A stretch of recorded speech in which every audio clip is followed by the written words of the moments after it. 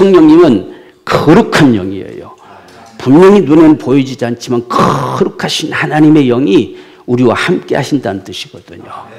그래서 우리는 지금 성령님이 계시다고 했을 때는 예수님이 이스라엘 땅에 직접 오셨던 것처럼 지금은 영으로 오셔서 우리 가운데 거니시고 우리와 함께 하시고 역사한다는 사실이 우리에게 분명한 신앙이 돼야 돼요.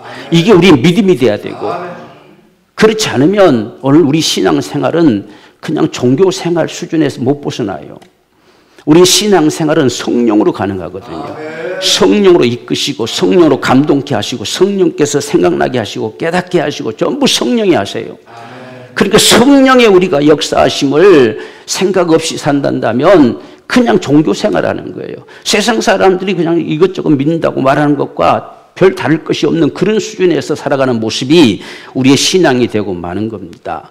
그래서 성령님은 과연 누구실까? 정말 성령님이 우리 안에 계실까? 내 안에 계실까? 나는 성령님을 정말 모시고 사는 자인가? 내가 그분과 지금 함께 사는 자인가? 라고 했을 때에 분명한 것은 그렇다는 거예요. 오늘 우리가 매 순간순간들 이 사실을 인식하고 이 사실을 인정하고 실제 그분의 이끄심을 받는 삶이 하나님의 아들들의 삶이라는 거예요. 하나님의 아들들은 다 그렇게 산다, 이렇게 하신 말씀이에요. 그러니까 우리가 성령님이 얼마나 중요한가. 우리가 예수님 당시 때는 보십시오. 예수님이 어디로 가시냐에 따라서 수많은 군중들이 막 쫓아가잖아요. 왜? 조금이라도 그분의 은혜를 입으려고, 병 나음을 얻으려고, 고침받으려고 그분이 새벽부터 쫓아다녀요.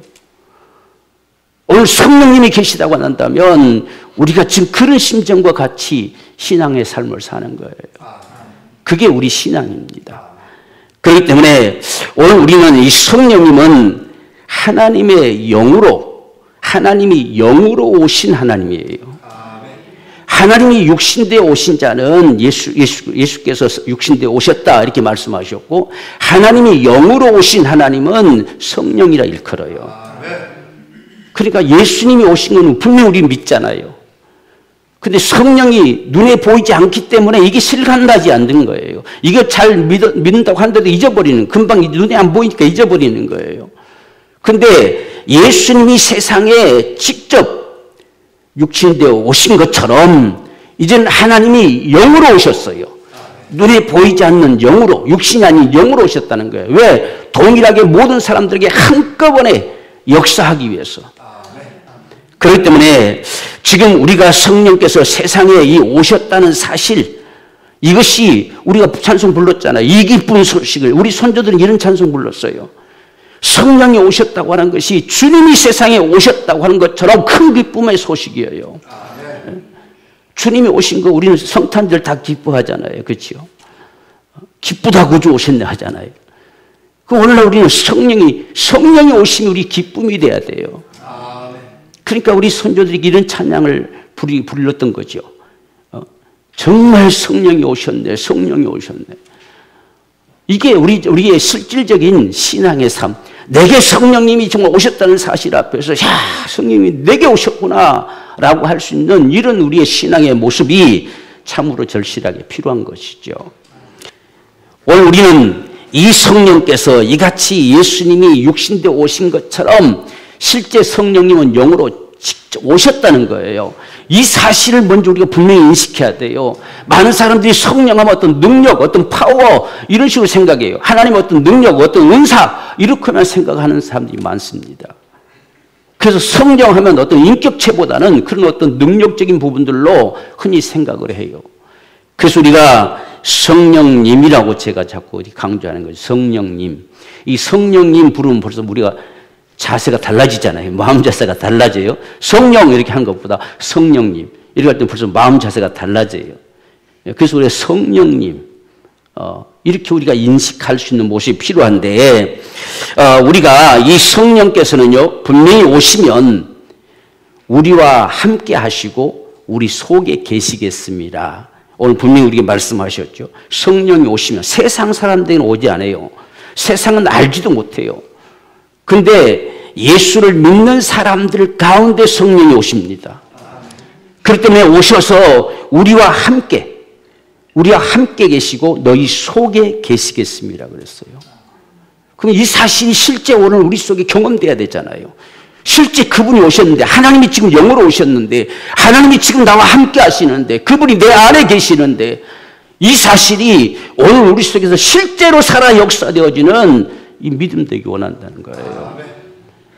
그래야 우리 신앙생활이 정말 주를 깊이 하는 놀라운 은혜와 축복이 우리 안에 넘쳐날 수 있는 이러한 복을 누릴 수가 있습니다. 그래서 요한복음 10장 17절 보면 저는 진리의 영이라 세상은 능히 저를 받지 못하나니 이는 저를 보지도 못하고 알지도 못함이라. 그러나 너희는 저를 아나니 저는 너희와 함께 거하심이요 또 너희 속에 계시겠습니다. 요한복음 10장 16절은 영원토록 너희와 함께 있을 것이다. 이렇게 말씀하셨습니다.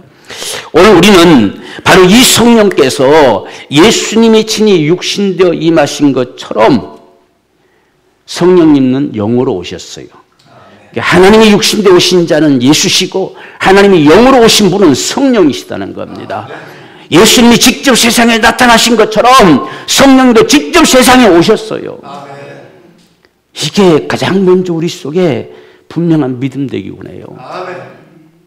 내가 뭔가가 느껴졌다. 이게 아니라 그보다 더 먼저는 성령이 세상에 오셨다는 거예요. 하나님이 영으로 세상에 오셨어요. 육신되어 오셨던 분은 죽으시고 부활하심으로 하늘로 올려가셨고 이제는 하나님이 영으로 오셨다는 겁니다. 그 영으로 오심의 증거가 사도행전 2장 1절 4절 사이에 나타나는데 오순절날이 이미 이름에 정확한 날에 오셨어요. 오늘 우리가 살아가는 이 세상사 속에 분명한 날에 오셨다는 겁니다. 지금부터 한 2000년 전에 오셨다는 이야기죠. 바로 이스라엘 백성들이 오순절이라고 하는 그 절기를 지키는 그 날에 오셨다는 거예요. 이 세상에 분명히 오셨어요.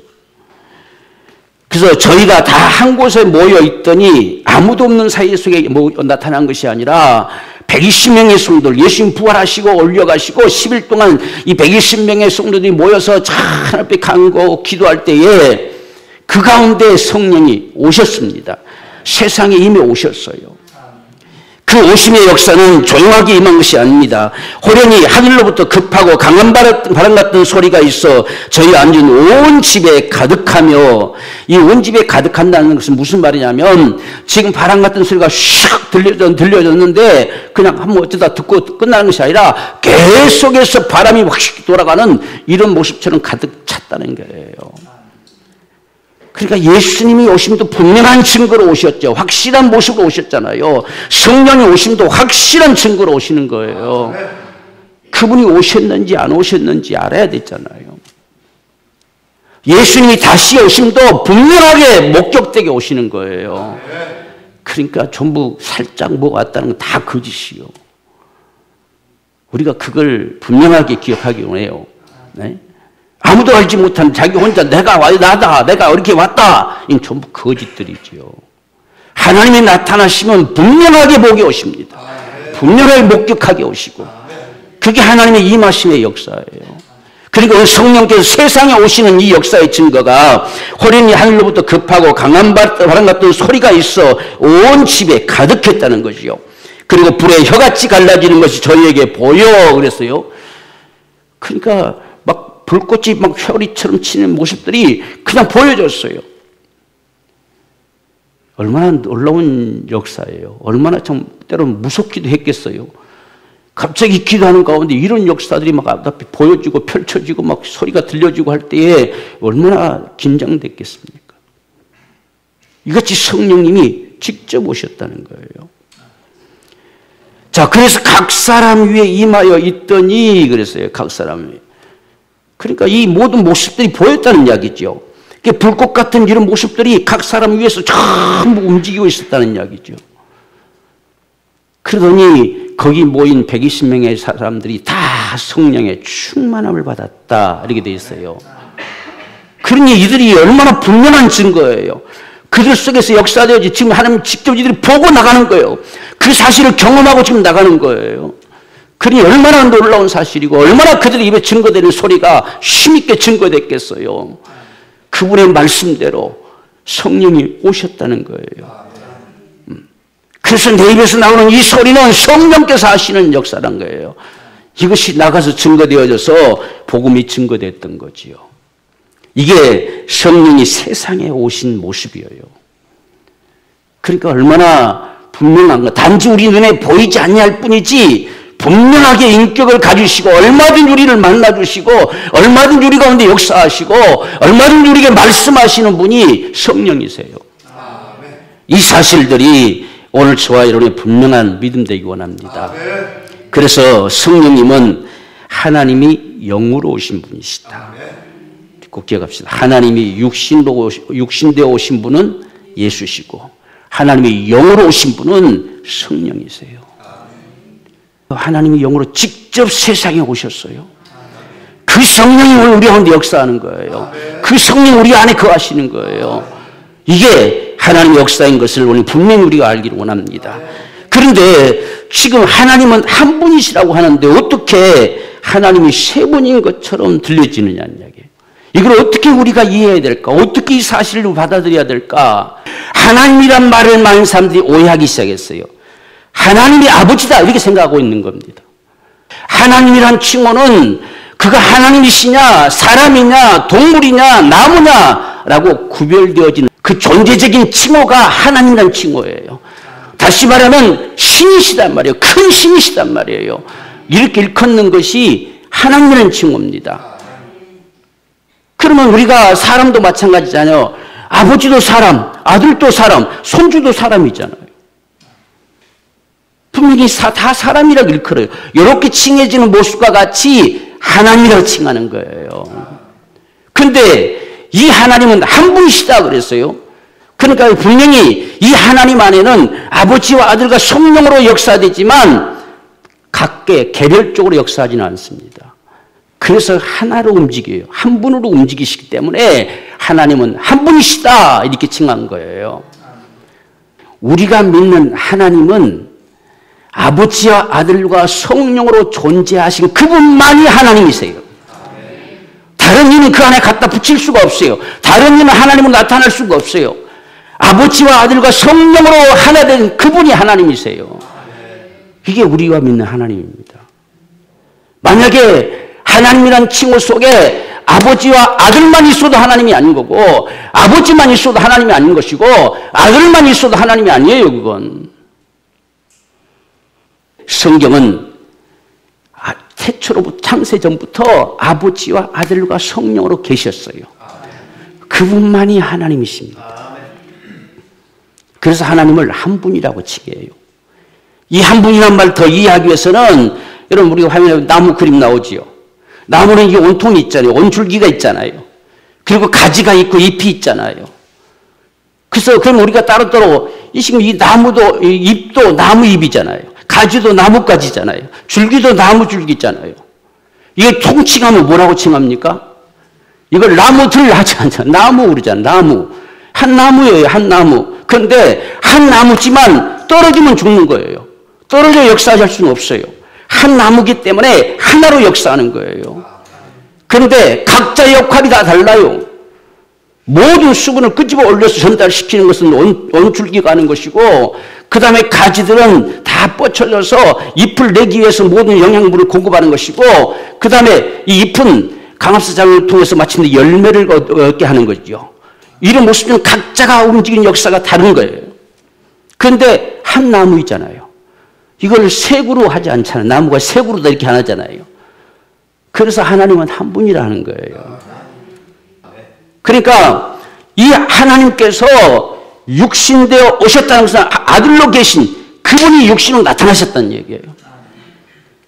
그 다음에 다시 하나님이 영으로 오셨다는 것은 하나님의 영 성령으로 계셨던 그분이 세상에 나타나신 거예요. 그래서 이걸 다 하나님으로 칭하는 거예요. 성령도 하나님, 예수도 하나님, 아버지도 하나님. 근데 그것을 성경상에서는 아버지는 본질적으로 하나님이세요. 그 다음에 예수는 본체라 했잖아요. 본체. 하나님을 우리가 볼 수 있는 하나님, 세상 사람들에게 나타내 보여줄 수 있는 하나님은 예수예요. 그래서 본체, 하나님의 본체예요. 나를 본 자는 아버지 봤다 하잖아요. 하나님이 나타내실 수 있는 본체는 아들이세요. 성령님은 하나님의 본영이시고 본래 영이시고 그래서 우리 가운데 이렇게 역사하시는 거예요. 이걸 다시 우리 가운데 나타나시는 방법이 뭐냐면 구약에는 말씀을 역사하셨어요. 말씀으로 나타났습니다. 계시는 아버지가 말씀으로 나타내셨어요.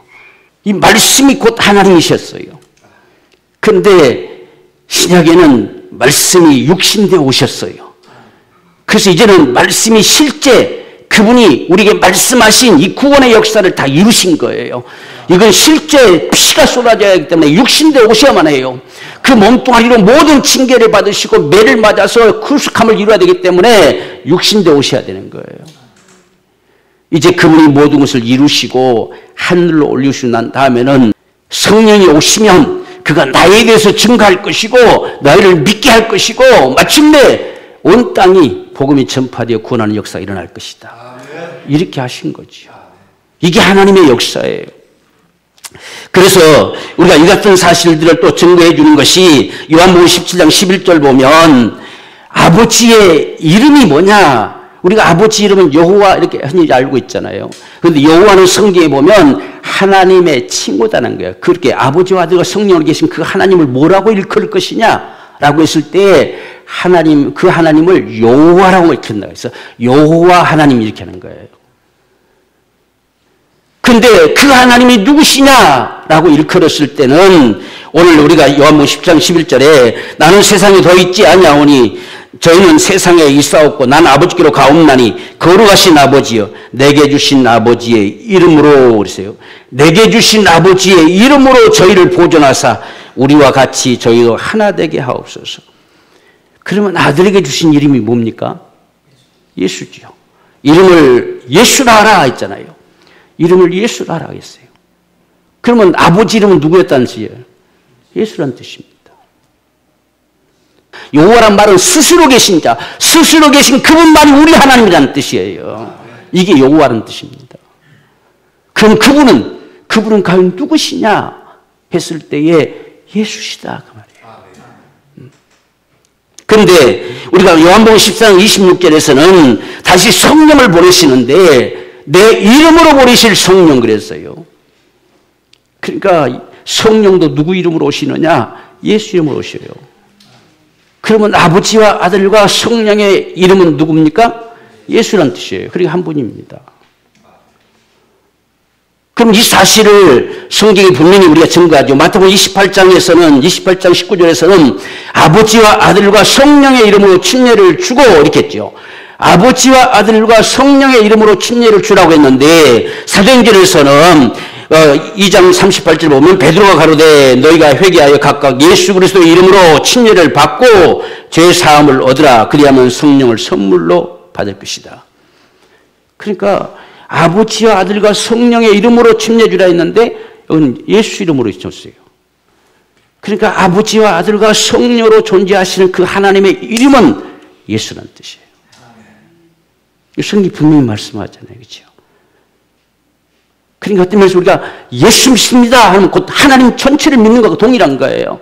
그리고 우리가 예수 믿습니다는 순간에 이미 아버지도 믿어지고 성령도 다 믿어지잖아요. 그렇게 되는 거예요. 그래서 오늘 말씀이 지금 그거예요. 그날에 그랬잖아요. 그날에는 20절 보면 내가 아버지 안에 너희가 내 안에 내가 아버지 안에 있는 것을 너희가 알리라. 너희가 이 사실을 바로 경험하고 믿을 것이다 그 말이에요. 이게 믿어지는 거예요. 본래 우리가 믿는 하나님은 아버지와 아들과 성령으로 계시는 그분이 우리 하나님이시다. 그분이 성경이 말하시는 하나님이시다. 그래서 그 안에 계셨던 독생자가 육신되어 세상에 오신 자가 예수시다. 그 안에 계셨던 거룩한 영이신 하나님이 우리 가운데 오신 자가 성령이시다. 이렇게 우리가 분명하게 인식하면 아무 문제가 안 됩니다. 그는 정말 이분이 오셨느냐, 정말 하나님이 나에게 오셨느냐라고 하는 거예요. 자, 그러면 성령님이 언제, 어떻게 우리 가운데 오셨느냐 하는 사실들을 우리가 좀 보면 가장 중요한 건 복음을 듣고 믿을 때 성령이 오셨습니다. 우리가 에베소서 1장 13절 보면 그 안에서 너희도 진리의 말씀, 곧 구원의 복음을, 너희의 구원의 복음을 듣고 그 안에서 또한 믿어 약속의 성령으로 인치심을 받았으니 이렇게. 여기 인치셨다는 것은 무슨 말이냐면 약속의 성령으로 우리에게 친히 주셔서 보증했다는 뜻이에요. 그러니까 우리가 구원받는 순간에 예수를 정말 구주로 영접하는 순간에 성령이 오십니다. 그 우리는 예수님을 영접한다 하는데 실제 누가 오느냐? 성령이 오시는 거예요. 성령이 내 안에 오시는 거예요. 그래서 그날에 성령 오시면 내가 지금 너희에게 있다는 거예요. 이게 오늘 저와 여러분 분명한 믿음 되기원 해요. 우리는 내 안에 예수님이 계신 거 믿는데 성령님은 잘 모르겠다. 이건 다 엉터리 같은 이야기입니다. 엉터리 같은 이야기. 내 안에 성령님이 계시면 예수님이 계시고 아버지가 계시는 거예요. 여러분 20절 말씀 잘 한번 읽어보세요. 내가 아버지 안에 그랬죠. 그날에 성령이 오시면 내가 아버지 안에 그랬습니다. 그 다음에는 너희가 내 안에. 보세요. 지금 우리가 예수님 안에 담겨졌고 예수님이 아버지 안에 담겨졌어요. 다 담겨졌잖아요. 그 다음에 예수님이 이제 우리 안에, 이게 성령 역사죠. 그러니까 성령이 오시면 아버지도 아들도 성령도 다 믿어지는 거예요. 이게 성령의 축복이죠. 자, 그런데 우리가 분명히 복음을 듣고 믿을 때 약속의 성령으로 친히 우리 가운데 오셔서 보증하시는 거예요. 이게 성령이 오시는 때입니다. 그래서 내 안에 성령님이 분명히 계심을 우리는 어떻게 알 수 있느냐라고 하는 사실은 우리가 고린도서 12장 3절 보면 성령으로 아니하고는 예수를 추시라 할 수 없어요. 예수님이 내 주님이신 걸 믿어지는 사람, 예수님이 내 주님이신 것이 시인된 사람은 성령이 그 안에 계세요. 아멘. 예수님이 주님이신 게 안 믿어지면 성령이 안 계시는 거예요. 예수님이 정말 나를 구원하신 주님이시구나. 정말 주님이신 게 믿어지면 성령이 그 안에 계세요. 아멘. 성령으로 하지 않고는 예수를 주시라 할 자가 없어요. 이것이 오늘 저와 여러분들의 분명 확신되기를 원합니다. 내가 예수를 주로 믿으면 성령님을 내 안에 계세요. 내가 주라고 시인하고 주라고 믿을 수 있는 역사도 성령이 하시는 거예요. 성령으로 하지 않냐고서는 예수를 주라 할 수가 없어요. 그러니까 예수를 우리가 주님이라고 고백한다면 성령님은 지금 내 안에서 나로 하여금 예수를 주라고 믿게 하신 거예요. 뿐만 아니라 또한 우리가 하나님을 아버지라고 부르면 성령이 우리 안에 계십니다. 갈라디아 4장 6절 보면 너희가 아들인 거로 예수를 이미 우리가 믿어서 영접하면 아들이 되는 겁니다. 아들인 거로 하나님이 그 아들의 영을 우리 마음 가운데 보내사 우리 마음 가운데 보내시잖아요. 그래서 우리로 하여금 아버지라 부르게 하셨느니라 하는 거예요. 이 아바란 말은 아람어인데 아빠란 뜻과 똑같은 뜻이에요. 그래서 이런 은혜가 성령으로 되는 거예요. 우리가 예수 믿기 전에 하나님을 아버지라 불러본 적이 있어요. 그런데 우리가 복음을 듣고 믿음으로 말미암아 성령이 우리 안에 오시더니 하나님을 아버지라는 소리가 불러져요. 아버지라고 불러진다는 이야기예요. 어떤 면에서 보면 우리 믿음이 정말 엉터리 같아도 아버지라고 불러진다는 이야기예요. 아버지라고 불러지는 사람 속에 성령이 계시는 거예요. 성령으로 하지 않고서는 예수를 주라 할 수도 없고 성령으로 하지 않고서는 하나님을 아버지라 부를 수도 없어요. 이건 다 성령이 하시는 거예요. 너희 마음 가운데 보내사 성령으로 말씀하신다는 거예요. 그래서 우리가 하나님을 아버지 하는 거예요. 오늘 우리 안에 성령님 다 계세요. 하나님이 영으로 오신 하나님이 지금 내게 계시단 말이에요. 내 안에 계셔요. 얼마나 이 놀라운 사실이에요. 우리는 이 사실이 분명하게 우리 속에 확증되기를 원합니다. 그 다음에 성령 우리 안에 오시면 믿어지는 은혜를 주셔요. 여러분 보세요. 우리가 잘 몰라도 다 믿잖아요. 너무 믿음이 다 좋아서요. 다 믿어요. 그냥 믿어요. 뭐 무슨 말 물으면 잘 모르는데 그대로 믿어요 그러잖아요. 이 믿어지는 은혜를 주셔요. 우리 창세기 태초에 하나님이 천지를 창조하시니라 네가 봤냐? 우리가 안 믿을 때는 다 그랬잖아요. 네가 봤냐? 그런 게 어딨냐 이렇게 했잖아요. 근데 우리가 예수를 믿어 구원받는 순간 성령이 내 안에 오시는 순간에 다 믿어져요. 다. 어떻게 처녀가 하더라도 아이를 낳을 수 있느냐? 그 뭔가 잘못된 것이지. 근데 우리는 믿어요. 그 그러니까 하나님이 오신 거지. 우리가 똑같은 방법으로 태어났으면 그 하나님이 아니지. 하나님이시기에 성령으로 잉태도 오신 것이지. 우리는 이렇게 믿어지잖아요. 참 신기한 사실이죠. 성령은 믿게 하십니다. 믿어지게 하세요. 성령 계신 사람은 믿어져요. 성령께서 우리를 가르치시고 생각나게 하시는 거거든요. 우리가 요한복음 15장 26절 보면 내가 아버지께로서 너희에게 보낼 보혜사 곧 아버지께로서 나오신 진리의 성령이 오실 때는 그가 나를 증거할 것이다. 예수를 믿게 되어지고 그를 더 깊이 알게 되어지고 정말 믿을 수 있는 이 믿음의 삶을 살아갈 수 있는 축복을 주십니다. 또한 우리가 갈라디아서 5장 5절을 보면 우리가 성령으로 믿음을 쫓아 의의 소망을 기다린다. 성령으로 말미암아 우리의 믿음을 갖는데 영원한 천국에 이르기까지 이것을 바라보는 믿음을 갖는다는 이야기예요. 그러니까 천국이 있는지 없는지 모르겠다 하는 사람은 아직 성령이 없어요. 나는 천국이 분명히 있음을 믿는다. 나는 오늘 죽고 난 천국 간다. 이 믿음을 가진 사람들은 성령이 그 안에 있는 거예요. 그게 얼마나 분명히 구별됩니까? 지금 성령으로 믿음을 쫓아서 의의 소망을 기다린다. 그날 앞에 거기 가기를 기다린다는 거예요. 이게 믿어지니까 가능해요. 믿음으로 가능한 거예요. 성령께서는 저와 여러분에게 믿음을 주셔요. 우리가 은사로만 흔히 생각하는데 고린도서 12장에서 보면 성령으로 믿음을 그랬잖아요. 성령으로 믿음을 주셔요. 그러니까 더 큰 믿음의 은총은 성령으로 은사와 같이 부어주는 거예요. 그 사람은 참 믿음이 커요. 어떤 상황에도 무너지지 않는 아주 믿음이 보통이 아니죠. 이건 성령으로 더 큰 믿음 주시는 거예요. 그러나 성령으로 기본적으로 저와 여러분들에게 믿어지는 은혜를 주셔요. 그러니까 믿어지는 사람. 성경이 전체가 믿어지는 사람. 하나님이 내 아버지시고 정말 예수님이 나를 구원하신 주님이시고 나는 오늘 죽어도 천국 갈 수 있는 하나님의 아들이신 걸, 아들인 걸 믿어지는 사람. 성령이 우리 안에 계세요. 하나님이 친히 영으로 우리 안에 오셨습니다. 뿐만 아니라 저와 여러분들에게 은혜로 살아갈 수 있도록 우리를 도우십니다. 로마서 8장 26절 보면 이와 같이 성령도 우리 연약함을 도우시나니 우리가 마땅히 빌 바를 알지 못하나 오직 성령이 말할 수 없는 탄식으로 우리를 위해서 간구해 주십니다. 우리가 흔히들 다 돌아보면 은혜입니다 이런 말하지요.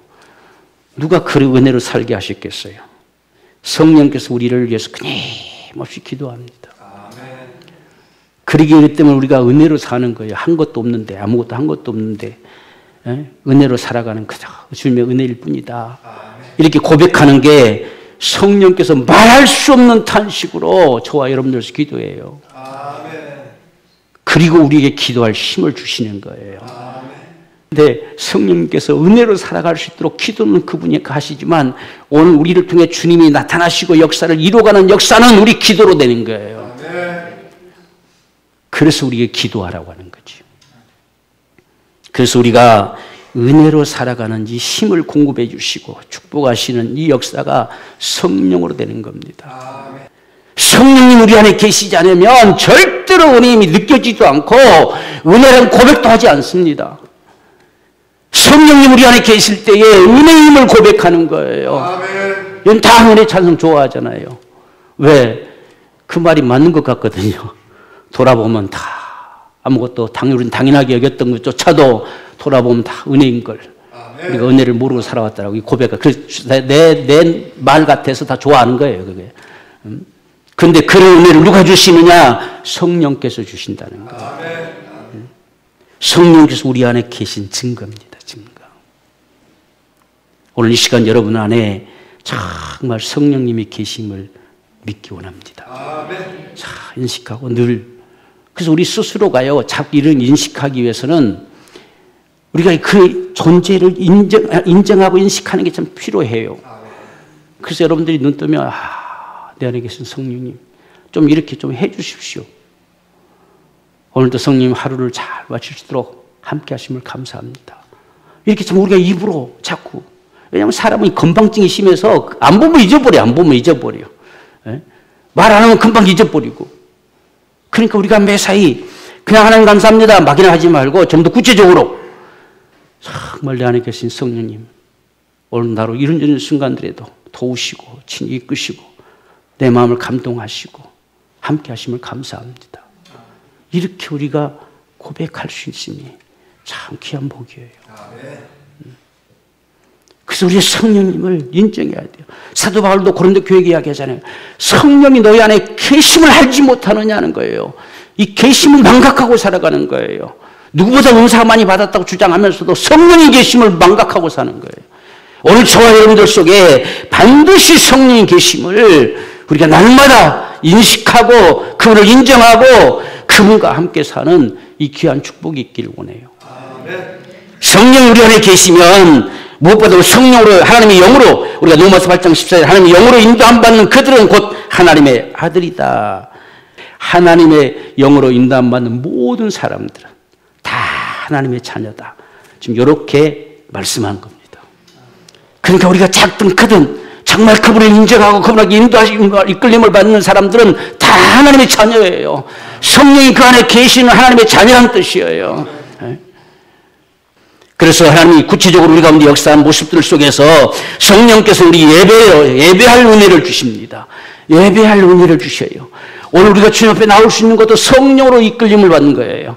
성령께서 예배로 가야지, 예배해야지, 예배할 은혜를 주시는 것이 성령의 은혜예요. 우리 안에 계시기 때문에 예배할 은혜를 주시는 거예요. 그래서 예배할 수 있다는 게 얼마나 귀한 축복인지 몰라요.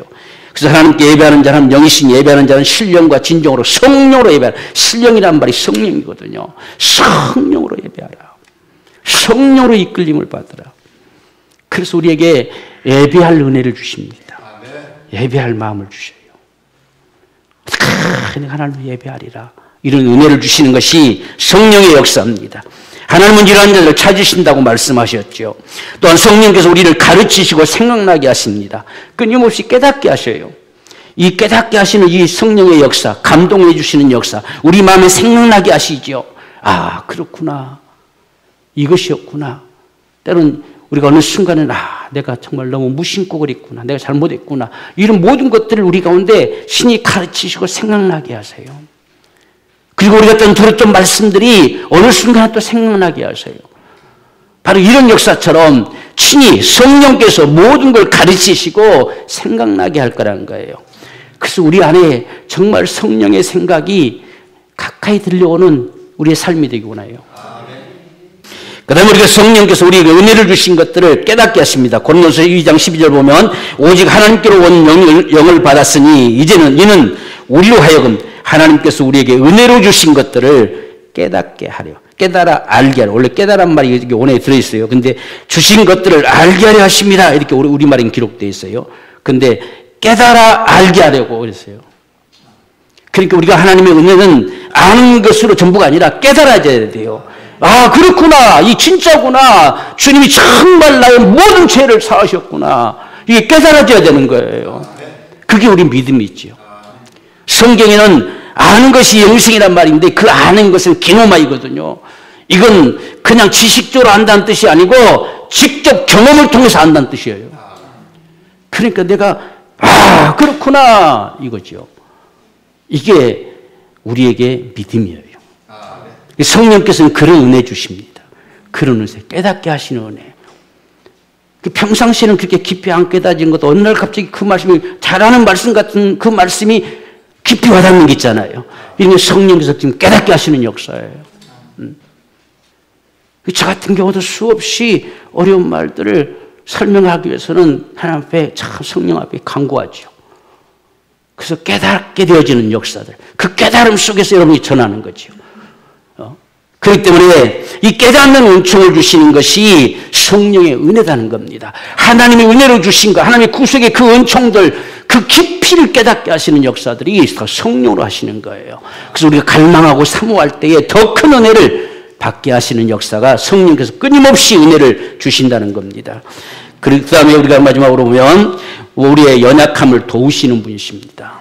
저와 여러분들을 친히 도와주시는 분이세요. 우리에게 때로는 힘 주시고 우리를 때로는 위로하시고 우리에게 참 믿음 주시고 또 우리를 이끄시고 지혜를 주시고 우리에게 쓸모없이 도와주십니다. 오늘 그 성령님이 우리와 함께 하신다는 거예요. 지금 내 안에 계시다는 사실이에요.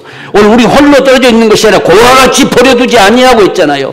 내가 너에게로 오는데 누가 오느냐? 성령 오신다는 거예요.